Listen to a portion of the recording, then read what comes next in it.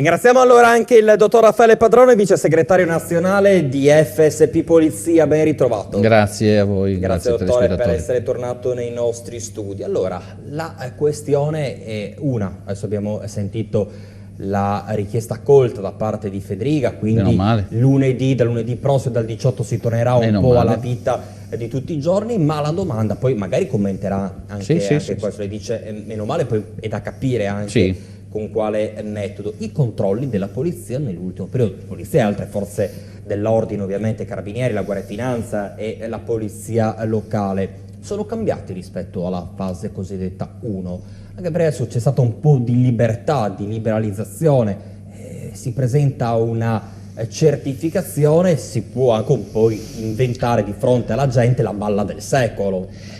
No, allora, ecco, c'è un po' di chiarezza. Allora, innanzitutto per quanto riguarda i controlli, io ho sempre i dati aggiornati, però alla data di ieri. Ieri nel territorio nazionale siamo a 147.000 controlli, quindi 2.000 le persone che sono state contravvenzionate.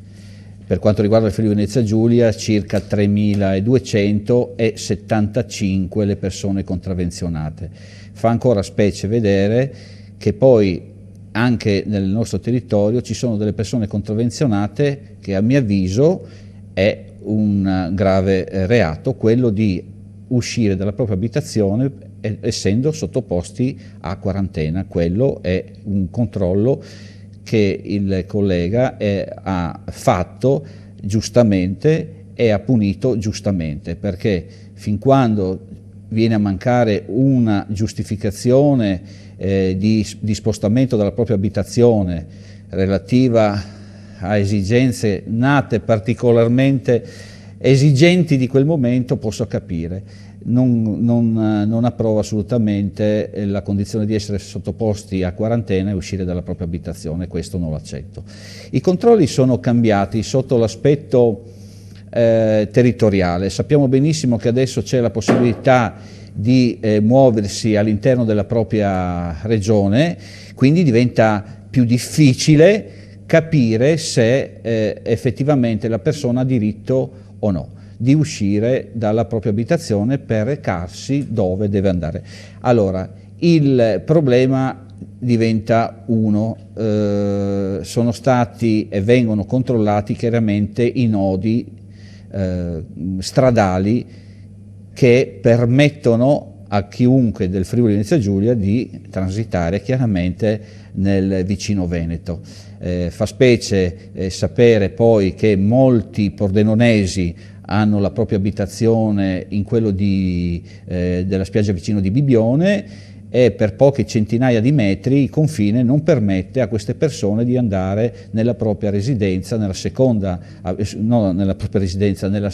abitazione a Bibbione, quando poi il decreto parla chiaro, quello regionale, tu puoi andare a sistemarti la barca a Lignano. Questo è una cosa che fa sorridere, che non mi piace moltissimo. Puoi andare a Lignano a farti una passeggiata, non puoi andare sul lungomare, e non capisco perché allora la stessa cosa tu non possa farla nella spiaggia a 100 metri dopo, che è quella di Bibbione.